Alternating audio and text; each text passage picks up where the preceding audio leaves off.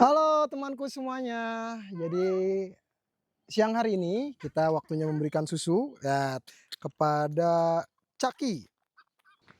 Nah, ini adalah pemberian susu yang kedua kalinya. Jadi untuk pemberian susu kepada Caki ini kita fokus ya memberikannya kepada Caki terlebih dahulu. Baru setelah itu kita memberikan susu pada Casper.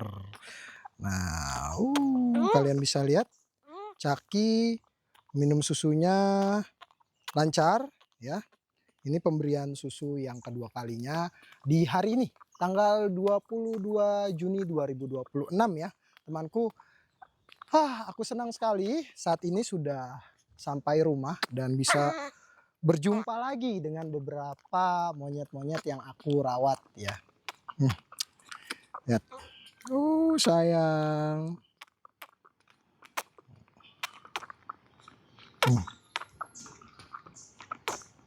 Untuk pertumbuhan Caki cukup baik, tidak ada kendala apapun ya. Meminum susunya juga lancar, dan seperti video-video sebelumnya yang adikku berikan, Caki sudah bisa memakan buah-buahan. Nah, ini adalah kabar yang luar biasa untuk kita semua. Sayang. Dia minum susu dengan cukup baik. Nah, kalian juga pasti melihatnya kemarin ya, beberapa monyet yang usianya seperti Caki ya, sudah memasuki 2 bulan, 3 bulan, mereka masih tetap digendong oleh ibunya. Mereka masih dibawa kemana-mana oleh ibunya dan dijaga oleh para koloninya. Nah, jadi seperti itu temanku. Pada saatnya nanti mereka dengan sendirinya bisa mandiri untuk mencari makan dan minum sendiri bersama kelompok-kelompok koloni kecil. Karena dalam satu koloni itu pasti terbagi dua kelompok.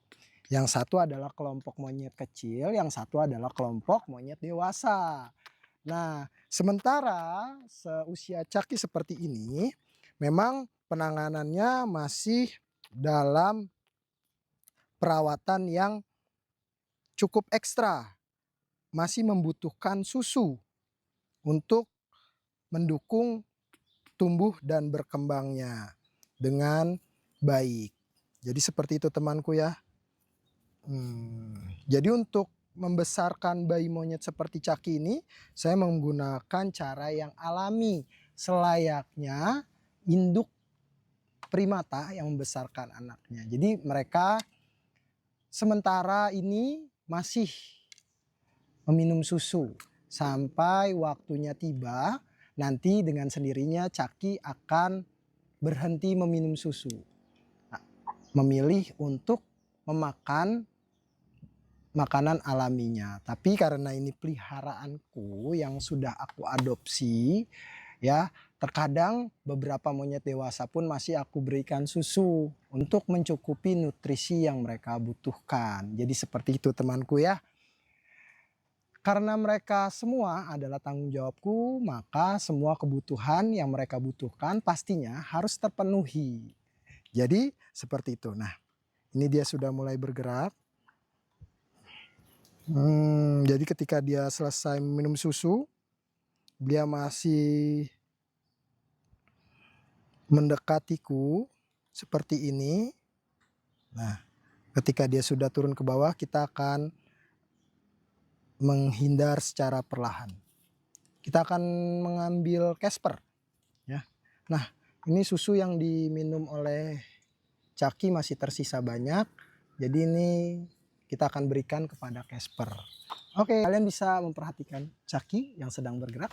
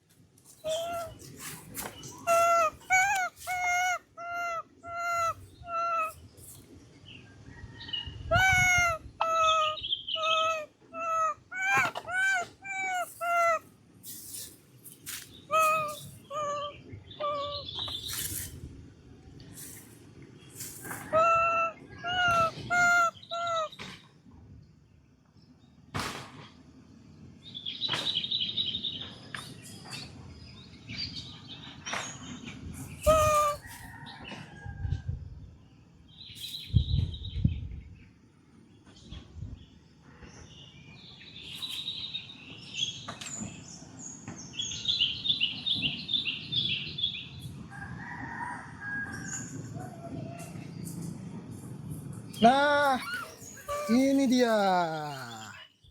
Siapa ini? Siapa ini? Ini adalah Casper. Ayo Casper, minum susu dulu. Casper, yuk minum susu sayang.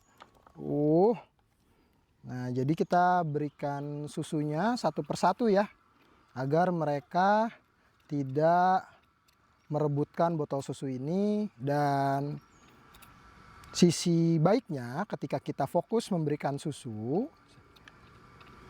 secara satu persatu, itu bisa menghindari mereka tersedak oleh susu. Karena berbahaya sekali jika mereka tersedak oleh susu. Nah, cairan susu ini bisa memasuki paru-paru mereka dan bisa mengalami pneumonia. Dan itu adalah hal yang kita hindari dalam perawatan bayi monyet ini. Nah, dia sama seperti Chucky ya. Hanya meminum 30 mili. Tuh. Oke, kita biarkan mereka bermain. Nah, kalian bisa lihat Casper sudah mulai dewasa. Bulunya sudah mulai berubah warna menjadi kecoklatan, dan rambut di kepalanya itu sudah mulai menghitam. Nah, sama seperti yang kemarin kita lihat di alam, ya, monyet seusia mereka ini sudah mulai bermain dengan para kelompok monyet kecil, tapi tetap diawasi oleh monyet-monyet dewasa. Lihat, Casper sudah bisa memanjat setinggi itu ya. Wow. Hey.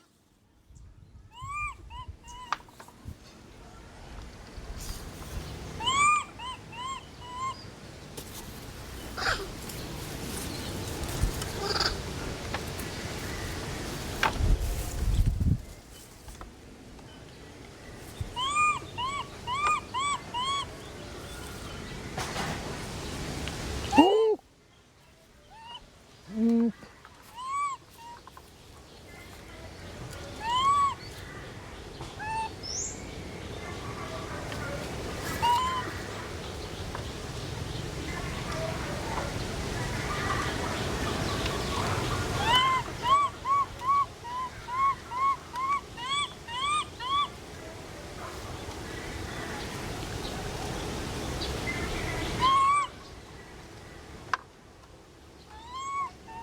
Nah, kalian bisa memperhatikan Casper dan Chucky tumbuh kembang dengan cukup baik ya temanku. Nah, inilah yang aku baru tersadar, ternyata pepohonan ini yang rimbun seperti yang kalian lihat, banyak pepohonan besar yang tumbuh di sekitar tempat ini, itu bisa menjadi tempat yang baik untuk kehidupan para hewan, bukan hanya monyet. Jadi aku mengajak kepada kalian untuk tidak hanya monyet yang membutuhkan perhatian, tapi seperti burung dan beberapa serangga, bahkan reptil yang hidup di tempat seperti ini itu sudah sangat sulit kita temui, karena beberapa pohon-pohon besar seperti ini untuk di perkotaan sudah terlihat jarang.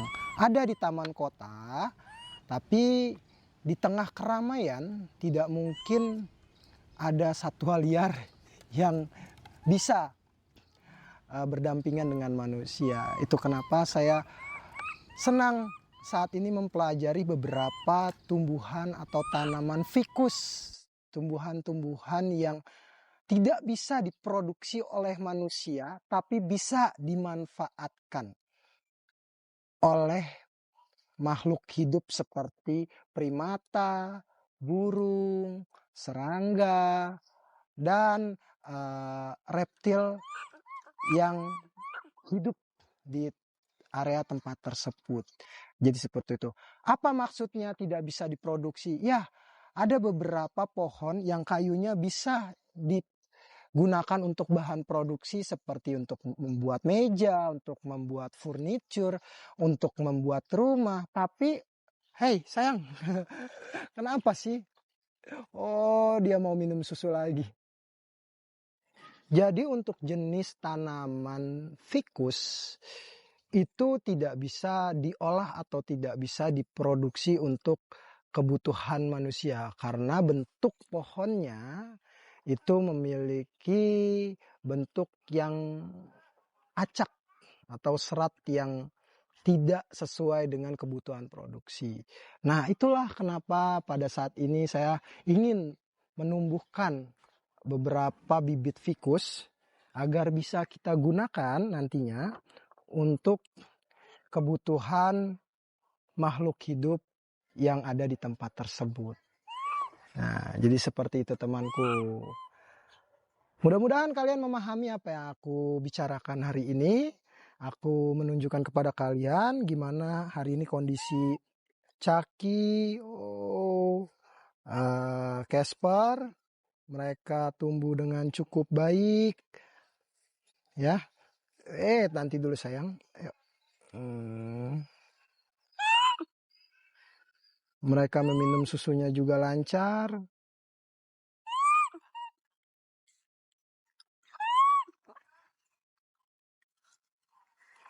Oh.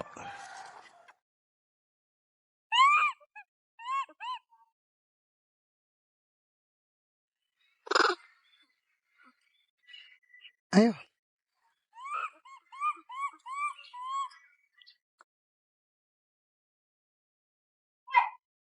Video yang saya buat setiap harinya bukan untuk mengajak kalian memelihara monyet atau primata, melainkan video yang saya buat bertujuan untuk pembelajaran, edukasi, dan pengamatan karakter alami para monyet. Sedangkan yang saya pelihara pun saat ini, awalnya mereka memang membutuhkan pertolongan manusia.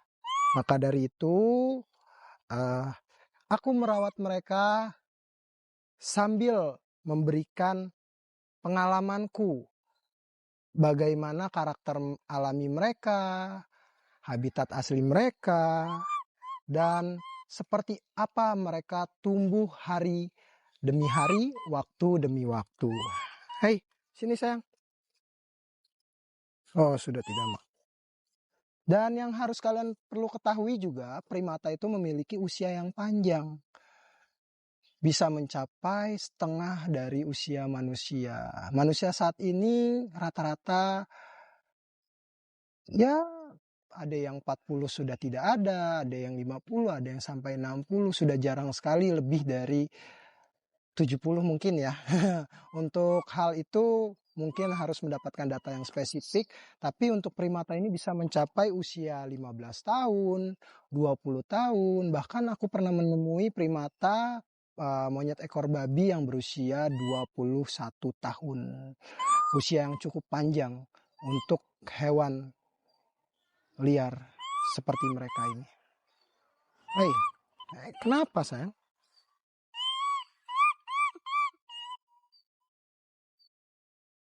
Oke temanku semuanya, mungkin cukup sekian video yang saya buat di siang hari ini. Terima kasih untuk kalian yang masih setia menonton di saluranku.